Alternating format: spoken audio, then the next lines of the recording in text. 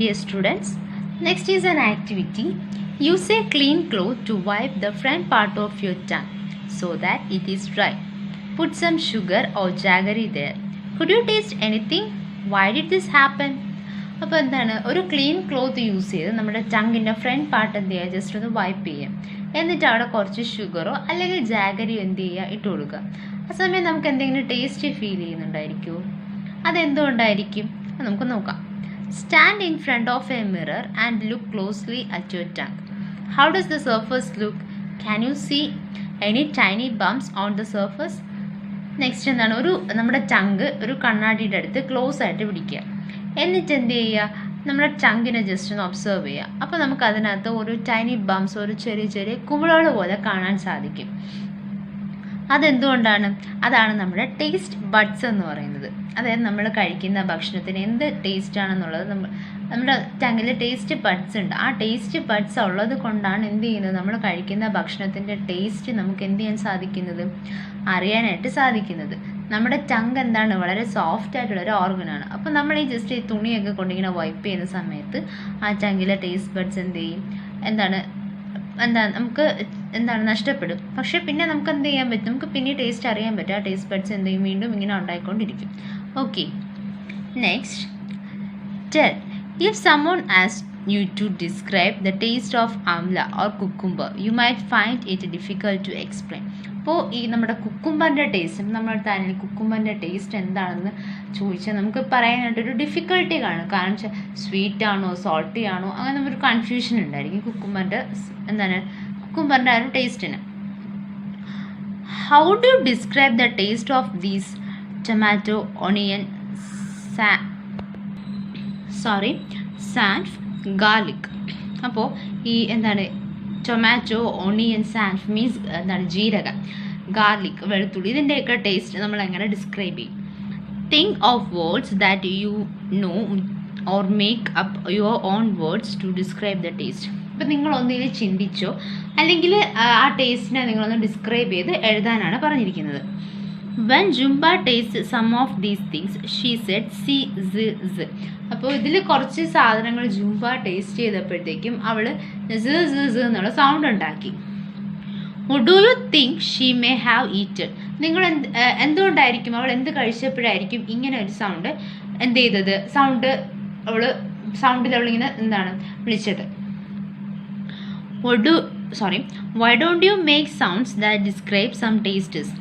അപ്പോൾ നമ്മളിങ്ങനെ ചില ഫുഡിൻ്റെ ടേസ്റ്റുകൾ നമുക്ക് ഇങ്ങനെ സൗണ്ട് ഉണ്ടാക്കുന്ന കാരണം എന്തുകൊണ്ടാണ്? From your expressions and sounds ask your friends to guess what you might have eaten. നിങ്ങളുടെ എക്സ്പ്രഷൻ, ഇപ്പം നമ്മൾ ചില ഫുഡ് ഐറ്റംസ്, ഇപ്പം നമ്മൾ നല്ല സ്പൈസി ആയിട്ടുള്ളത് കഴിക്കുമ്പോൾ, ചില്ലി അങ്ങനെ എന്തെങ്കിലും കഴിക്കുമ്പോൾ നമുക്ക് എരിവ് ഫീൽ ചെയ്യും. അപ്പം നമ്മുടെ മുഖത്തിൻ്റെ എക്സ്പ്രഷൻ ഒരു രീതിയിലായിരിക്കും. അത് കഴിഞ്ഞ് നമ്മൾ പുളി കഴിക്കുമ്പോഴത്തേക്കും അതിനൊരു എക്സ്പ്രഷൻ ആയി. അപ്പം ഇവിടെ നിങ്ങളുടെ ഫ്രണ്ട്സിൻ്റെ അടുത്ത് പറഞ്ഞ് നിങ്ങൾ കഴിക്കുന്ന ഫുഡ് ഐറ്റംസ്, ഇപ്പോൾ ഓരോ ഫുഡ് ഐറ്റം നിങ്ങൾ കഴിക്കുമ്പോഴത്തേക്കും അതിൻ്റെ ഓരോ ടേസ്റ്റ് അനുസരിച്ച് നിങ്ങളുടെ ഫേസിൻ്റെ എക്സ്പ്രഷൻ മാറും, ഫേഷ്യൽ എക്സ്പ്രഷൻ മാറും. അപ്പോൾ അത് യൂസ് ചെയ്ത് നിങ്ങൾ ഏത് ഫുഡാണ് കഴിച്ചതെന്ന് നിങ്ങളുടെ ഫ്രണ്ടിനോട് കണ്ടുപിടിക്കാനാണ് ഇവിടെ ഒരു ടാസ്ക്. അപ്പോൾ ഈ ആക്ടിവിറ്റീസൊക്കെ നിങ്ങൾ എന്ത് ചെയ്യുക. Next, chew it or chew it well. What is the difference? ചവച്ചരയ്ക്കുക അല്ലെങ്കിൽ നന്നായിട്ട് ചവച്ചരയ്ക്കുക.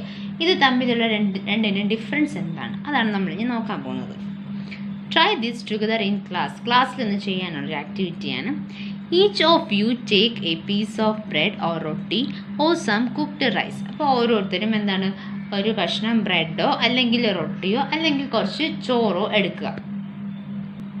Then put it in your mouth, chew 3 or 4 times and swallow it.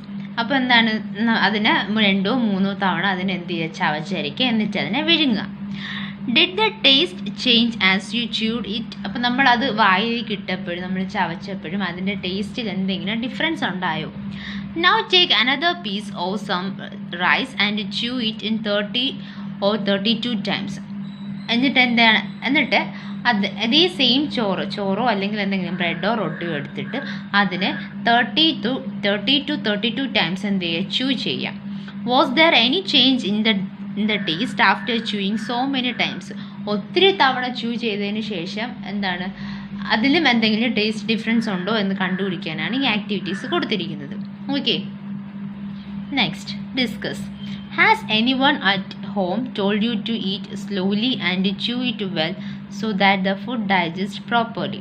What do you think they say this?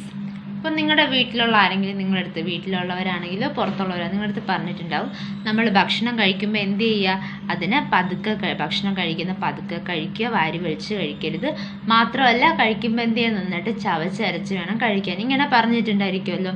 അതെന്തുകൊണ്ടാണ്? Imagine you are eating something hard like green guava. What kind of changes take place in it from the time you bit a piece and put it in your mouth when you swallow it? അപ്പോൾ നമ്മൾ ഹാർഡായിട്ടുള്ള എന്തെങ്കിലും, for example പേരയ്ക്ക നമ്മൾ കഴിക്കുന്ന സമയത്ത് നമ്മളത് കഴിക്കുന്ന സമയത്ത് നമുക്കത് നമ്മുടെ എന്തൊക്കെ നമ്മൾ ചവച്ചരയ്ക്കുമ്പോൾ നമ്മൾ വായിലേക്ക് ഒരു പീസായിരിക്കും, ആ പീസ് നമ്മൾ വായിൽ വെക്കുമ്പോൾ അതിന് എന്തൊക്കെ ചേഞ്ചസ് ആണ് ഉണ്ടാകുന്നതെന്ന് നിങ്ങൾ ചിന്തിച്ചിട്ടുണ്ടോ? Think what does the saliva in your mouth do?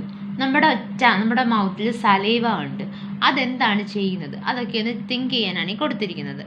Next, straight from the heart. Where do you think the food must be going after you put it in your mouth and swallow it? അപ്പം നമ്മൾ food എന്ത് ചെയ്യുന്നുണ്ട്, നമ്മുടെ food നമ്മൾ വായിലേക്ക് വെക്കുന്നു, അത് നമ്മൾ നന്നായിട്ട് ചവച്ചരയ്ക്കുന്നു, അതിനെ നമ്മൾ എന്ത് ചെയ്യുന്നു, വിഴുങ്ങുന്നു.